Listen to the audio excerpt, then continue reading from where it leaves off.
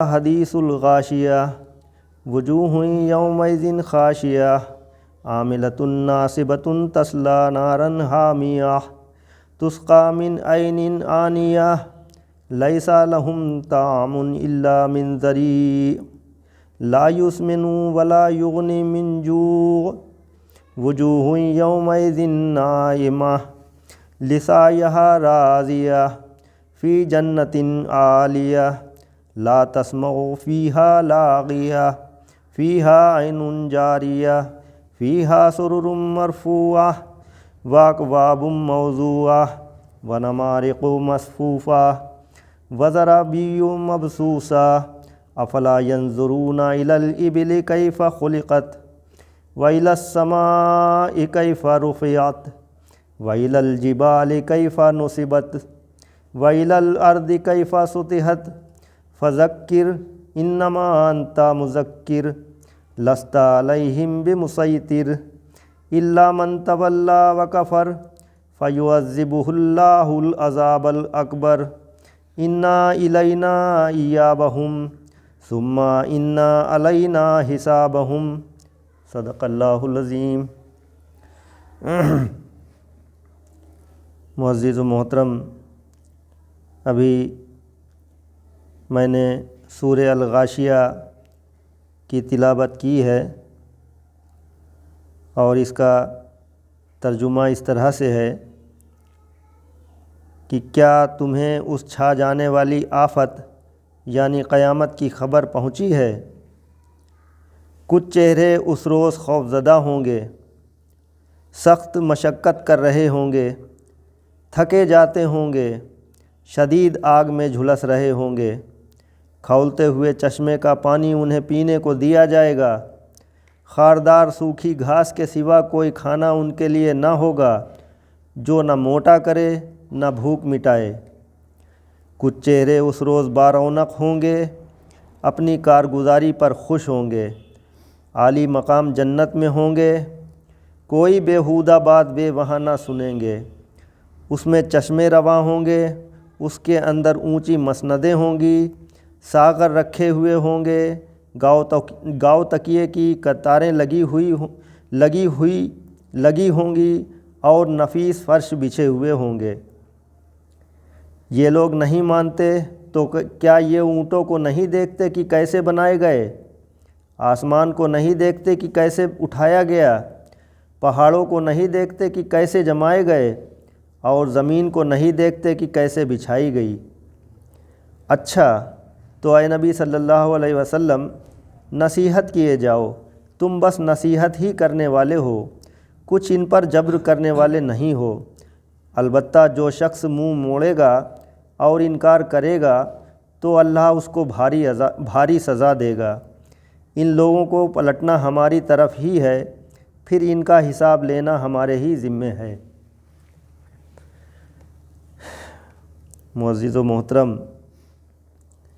ابھی آپ کے سامنے سورہ الغاشیہ کا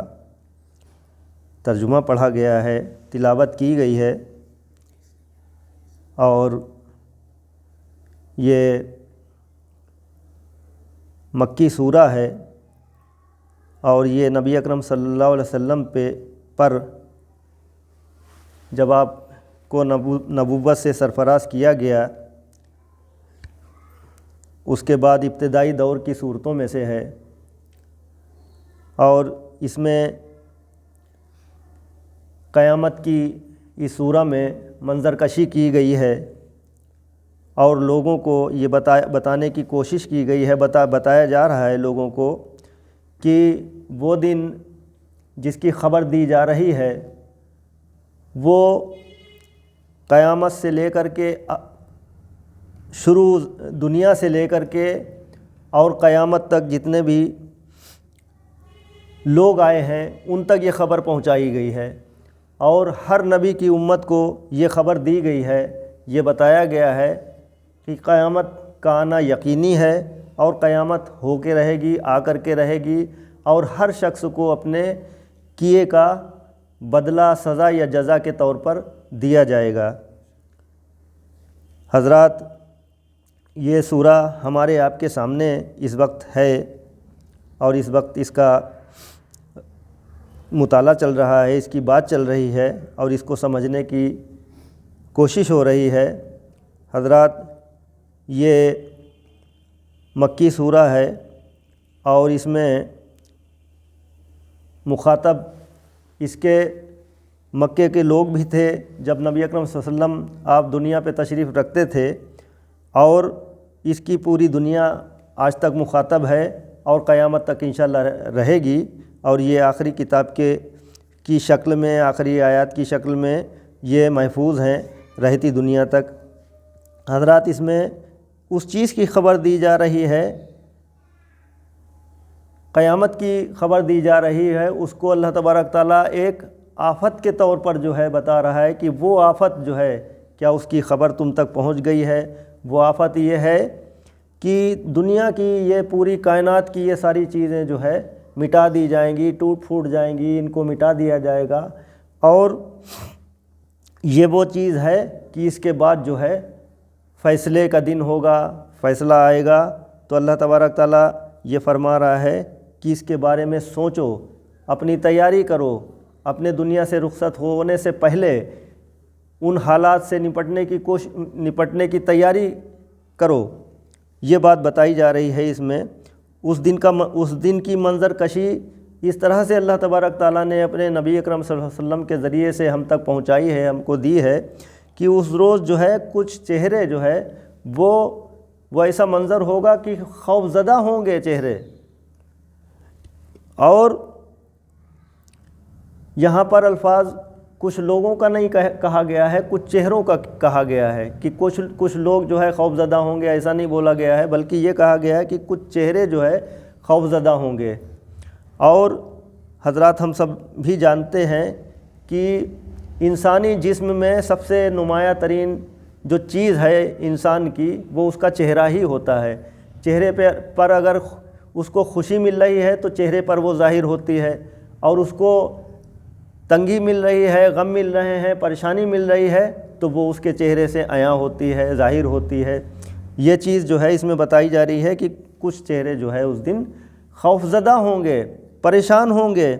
اور سخت مشقت کر رہے ہوں گے، یعنی وہ آفت کا دن جو ہے ایسا آن پڑے گا انسانوں پر، لوگ ادھر ادھر بھاگ رہے ہوں گے، بے تحاشا بھاگ رہے ہوں گے، بے تحاشا چیخ پکار مچی ہوئی ہوگی، بے تحاشا پریشانیوں کا دن ہوگا وہ۔ اس میں جو ہے وہ ہر انسان جو ہے تھکے جا رہا ہوگا، مشقت کر رہا ہوگا، اور شدید آگ میں پھر اس کے بعد جو ہے وہ فیصلہ کر دیا جائے گا، قیامت برپا ہو جائے گی، میزان رکھا جائے گا، ترازو رکھا جائے گا، اس کے بعد نامہ اعمال تولے جائیں گے، اور پھر اس کے بعد جو ہے وہ جزا یا سزا ہوگی جو جیسے اعمال کر کے لے گیا ہے۔ تو اللہ تبارک تعالیٰ بتا رہا ہے کہ وہ کچھ لوگ ایسے ہوں گے، کچھ چہرے ایسے ہوں گے جو شدید آگ میں جھلس رہے ہوں گے، ان کو جو ہے عذاب ہو رہا ہوگا، اور ان کے لیے ان کی خاطر کا سامان کیا ہوگا، وہاں پر ان کی ضیافت کا سامان کیا ہوگا، وہ یہ ہے کہ ان کو کھولتے ہوئے چشمے کا پانی دیا جائے گا پینے کو، جو کبھی بھی ٹھنڈا ہونے والا نہیں ہے، اور خاردار سوکھی گھاس کے سوا کوئی کھانا ان کے لیے نہ ہوگا، اور وہ ایسا کھانا ہوگا کہ جو انسان کی بھوک بھی نہیں مٹائے گا اور انسان کو توانائی بھی نہیں بخشے گا، طاقت بھی نہیں دے گا، موٹا بھی نہیں کرے گا، وہ چیز ہوگی۔ اور پھر اللہ تبارک تعالیٰ نے اس جہنم کی منظر کشی کرتے ہوئے یہاں پہ پھر آگے بتایا ہے جنت کے بارے میں کہ کچھ چہرے اس روز جو ہے بارونق ہوں گے اور اپنی کارگزاری پر خوش ہوں گے، یعنی یہ کہ وہ دنیا میں اچھے اعمال کر کے گئے ہیں، نیک اعمال کر کے گئے ہیں، اللہ پر ایمان اور اس کے رسول پر ایمان رکھ کر کے گئے ہیں، اور اسی کے مطابق، اسی کی ہدایات کے مطابق، انہی سنتوں پر چل کر کے جو ہے عمل کر کے گئے ہیں وہاں پر، تو وہ جو ہے اپنی کارگزاری جو ہے اس پر جو ہے خوش ہوں گے وہاں پر، کہ ہم جو ہے اللہ کی رضا کے لیے ہم نے جو کام کیے ہیں، ہم جو ہے وہ یہاں پر انشاءاللہ کامیاب ہو جائیں گے، ہم کامیابی کے راستے پر ہیں۔ اور پھر ان کے لیے کیا ہوگا کہ وہ عالی مقام جنت میں رکھے جائیں گے، اور کوئی بیہودہ بات وہاں نہیں سنیں گے، یعنی یہ کہ کوئی سیاست کی بات، کوئی فحش بات، کوئی گندی بات، کوئی جھوٹ بات، کوئی لغو بات، اور کوئی لان تان، کوئی پیٹھ پیچھے برائی، یہ ساری چیزیں جو ہیں وہاں پر نہیں ہوں گی۔ اس چیز سے ہر انسان جو ہے وہاں کا محفوظ ہوگا۔ اور پھر کیا ہوگا اس میں چشمے رواں ہوں گے، یعنی پانی کے چشمے بھی ہو سکتے ہیں اور بہت ساری پینے کی چیزوں کے چشمے بھی ہو سکتے ہیں۔ یہ اللہ ہی جانے کہ کس کس چیز کے جو ہے چشمے وہاں ہیں۔ اور پھر کہا گیا ہے اس کے اندر اونچی مسندیں ہوں گی، یعنی بیٹھنے کی وہ اونچی جگہیں ہوں گی جس میں جو ہے گاؤ تکیے لگے ہوئے ہوں گے، اور گاؤ تکیے کی قطاریں لگی ہو، جس طرح سے چاہے انسان جو ہے آرام فرما سکتا ہے، بالکل سکون کے ساتھ جو ہے آرام میں ہوں گی۔ اور فرش اس طرح کے ہوں گے کہ نفیس فرش جو ہے بچھے ہوئے ہوں گے۔ وہ یہ جنت کی منظر کشی کی گئی ہے اور جہنم کی منظر کشی کی گئی ہے، یہ دونوں چیزیں جو ہیں وہ بتا دی گئی ہیں۔ اور پھر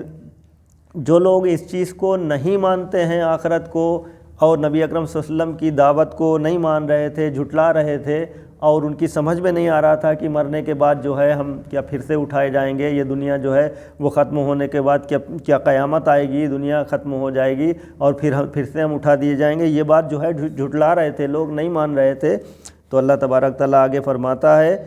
کہ کیا یہ لوگ اونٹوں کو نہیں دیکھتے کہ کیسے بنائے گئے ہیں، آسمان کو نہیں دیکھتے کہ کیسے اٹھایا گیا ہے،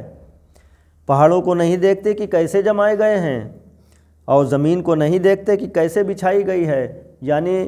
اللہ تبارک تعالیٰ کے رسول صلی اللہ علیہ وسلم پر یہ آیات نازل ہوئیں،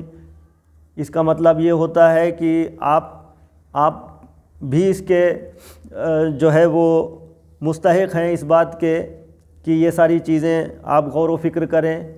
اپنے اطراف میں، اور تمام انسانیت، تمام امت اس چیز پر غور کرے کہ جو ماننے والے نہیں ہیں لوگ وہ غور کریں اپنے اطراف کی چیزوں پر، اپنے آس پاس کی چیزوں پر، کہ جو اللہ تبارک تعالیٰ نے نعمتیں ان کے آس پاس جو ہے بچھا رکھی ہیں، یعنی جانور ہیں، مویشی ہیں، طرح کی مشینریز ہیں،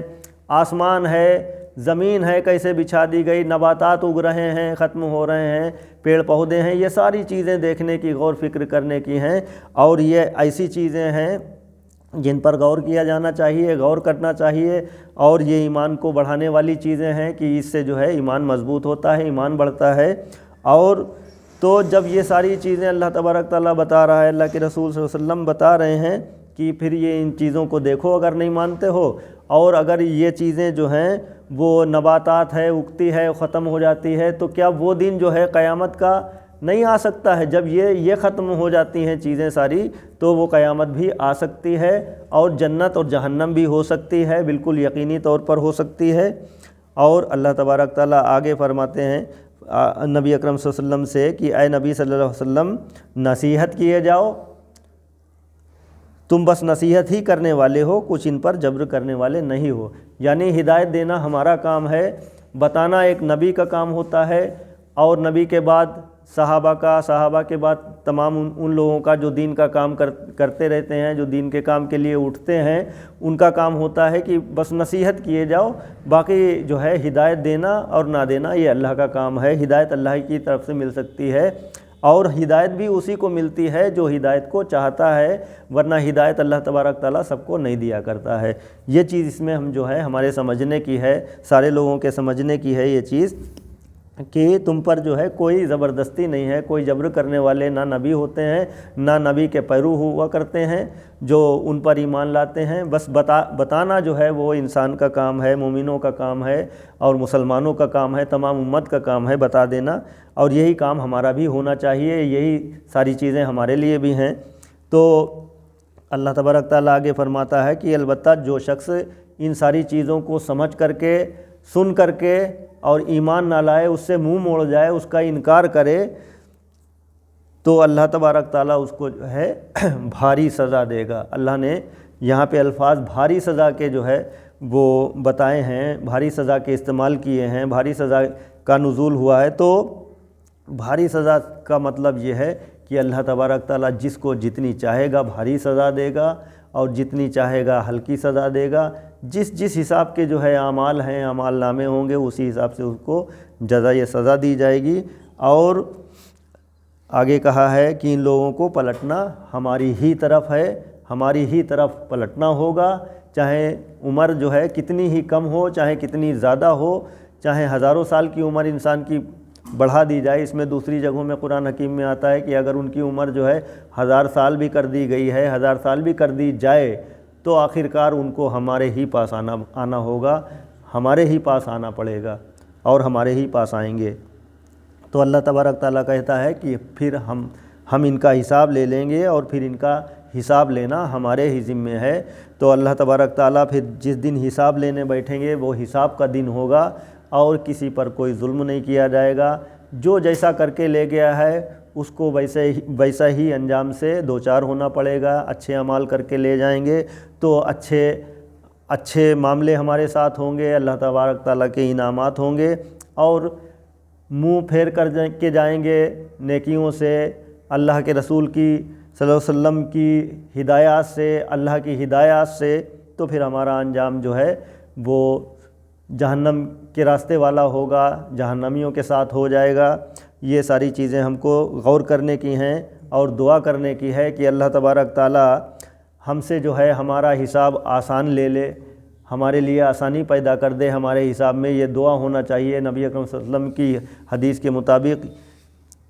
آپ کی حدیث شریف کا مفہوم یہ ہے کہ ہم کو دعا کرنا چاہیے کہ اللہ تبارک تعالیٰ حساب کتاب کے دن ہمارا آسان حساب لے لے، ہم سے محاسبہ نہ کرے، ہم سے سوال جواب زیادہ نہ ہو۔ اور آپ نے فرمایا کہ جس سے سوال جواب ہونے لگ جائیں، جس سے سوال جواب اللہ تعالیٰ کرنے لگ جائے، تو اس کی ہلاکت میں کوئی جو ہے شک نہیں ہے، کوئی تردد نہیں ہے، وہ ضرور جو ہے ہلاک ہو جائے گا۔ تو اللہ سے دعا کرنا چاہیے کہ ہم سارے لوگ جو ہے، سارے امت کے لوگ جو ہیں وہ آسان حساب کی درخواست کریں اللہ تبارک تعالیٰ سے، اور اپنے گناہوں پر پشیمان ہوں، اپنے گناہوں کی توبہ کریں ہم، اور اللہ سے روئیں اور گڑ گڑائیں۔ اللہ تعالیٰ ہم کو توفیق دے اس بات کی کہ ہم اپنے گناہوں پر روئیں اور معافی مانگیں اور گڑ گڑاتے رہیں اس سے۔ اللہ تبارک تعالیٰ معاف کرنے والا ہے، رحیم ہے، اور ہمارے لیے آسانی کے راستے پیدا کر دے گا، ہم سے آسان حساب لے لے گا، اور انشاءاللہ ہمیں جہنم سے چھٹکارا دے دے گا، جہنم سے بچا لے گا، نجات دے دے گا، اور ہم سارے لوگوں کو جو ہے جنت میں داخل کرے گا انشاءاللہ تعالیٰ۔ وآخر دعوانا ان الحمدللہ رب العالمین۔